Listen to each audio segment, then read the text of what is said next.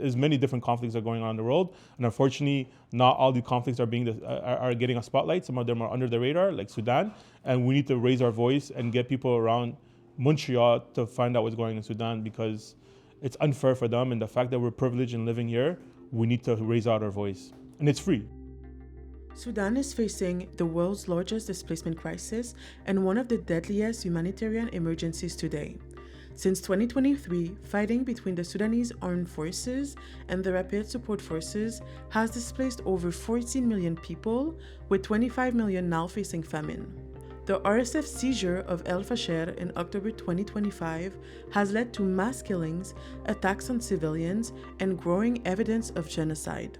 Fighting has also reached El Obeid, where displacement and shortages worsen.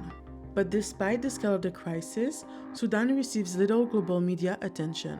In Montreal, community groups turn meals into a form of support, raising funds, raising awareness, and refusing to let what is happening in Sudan be ignored. For me, food is very important. It's the way how I express myself with somebody else when I don't know them. It's the way how I get to know somebody by talking to them over a nice cooked meal. And for me, it started off very simple. It was basically giving out free meals here, free meals there. I fell in love with it, to be honest with you. And now, for example, every Friday we go out in the streets of downtown, Park X, Old Missionary Brewery, and we provide free meals to the people who are living in the streets. And now, thanks to God, we started our own soup kitchen, the first halal soup kitchen on the island of Montreal. And you're able to enjoy either a halal meal or a vegan meal with no questions asked. So it went from basically handing out meals to people who need it to actually transforming to something huge. I could say that I'm thankful to be in the position I am, that I'm able to help not just locally, but outside globally as well. Right now, Sudan is going through a crisis, going through a genocide, and we need to stand up for the people of Sudan. There's people dying, there's millions and millions of people displaced, there's famine going on, there's people being starved to death, there's people being killed, and it's an ongoing situation for a couple of years now. It's that unrest, and we need to bring pressure, awareness, and to get more people involved, because if we don't, who will? And the fact that there's not a lot of spotlight on it, it's our job to bring that spotlight to Sudan. Faith and Flavours is basically what we've been doing all the time with Islamic Relief. It's just that now we have a name to it, and it's a catchy name. It brings our religion together and the flavor. So it's Faith and Flavours, meaning your religion and the flavors of the restaurants. In Islam, it's basically to take care of the needy, to give sadaqah, to give back to the community, to take care of your neighbors, to take care of the, people who are living in worse situations around the world. So my faith has played a big part in my life. And for me, community solidarity is a big thing, and I've realized that it brings people together. So when we started this initiative with Islamic Relief, we were 2 restaurants. We were Mama Khan and then Snatch. Then we got on board Zeb's Kitchen. We got on board Cafe VSL. We got on board Ban Lao. So it slowly already has a ripple effect. Other restaurants, organizations, home caterers are hopping onto the initiative. And we tend to basically choose an item on the menu, like for example, chapli kebab. We decide to basically donate 15% of the profits.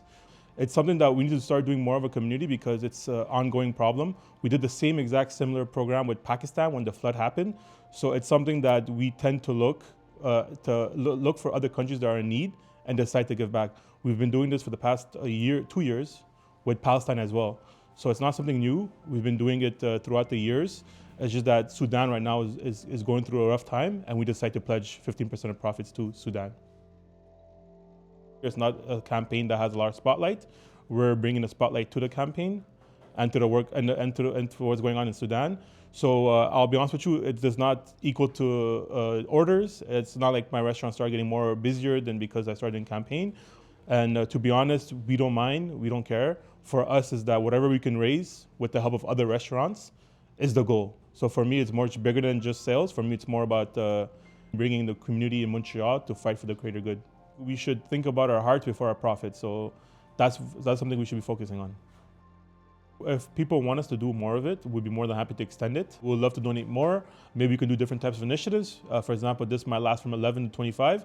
From 25 to maybe the next month, we could do something different, very similar. Maybe we can fundraise. Maybe we can do a dinner. We can do a Sudan dinner where we can invite people over to a restaurant, and we can do an auction where we can auction stuff out and raise money for Sudan. I know I can come up with more better ideas that can donate more than just 15% of our profits. Collective work is the future. And I feel like more restaurants should get other restaurants involved, because there's a quote, an African proverb. It says that if you want to go fast, go alone. If you want to go far, go in a group.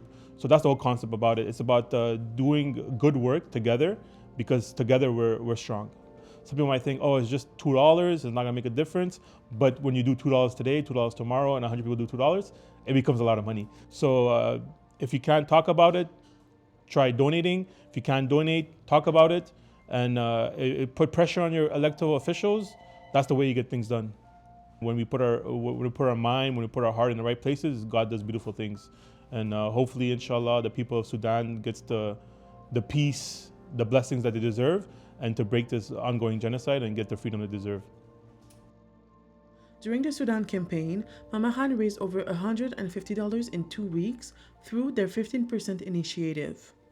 The total amount raised by all 5 participating restaurants is still being compiled, but the initiative shows how local action can spark wider impact. With the end of the campaign, Mama Han hopes Montrealers will continue to amplify Sudan's crisis, not only through donations, but through visibility, advocacy, and collective action.